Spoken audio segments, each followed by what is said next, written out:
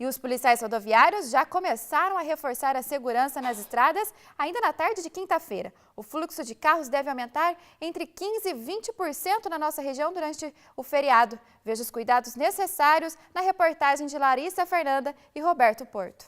Para viajar neste feriado prolongado, é necessário redobrar os cuidados, pois as frotas de veículos devem aumentar este ano.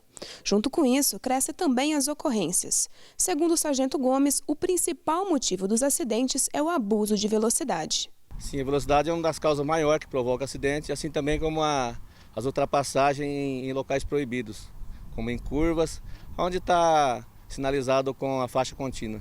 Alguns itens são importantes para evitar transtornos neste período, tais como obedecer às placas indicativas nas rodovias, limite de velocidade e locais que permitam uma ultrapassagem segura. A Operação Independência começa hoje às 16 horas, será encerrada na segunda-feira às 8 horas da manhã.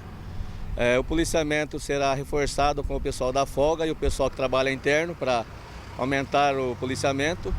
Será intensificado o policiamento na questão sentido interior do estado, nas praias, e a cobrança será em cima do excesso de velocidade e em cima das infrações como ultrapassagens proibidas.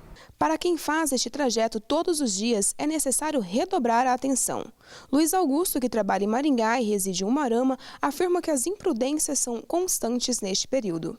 Tem que andar com mais atenção, né, que aumenta o movimento, tem que andar mais ligado no povo aí, que o povo anda correndo demais, né?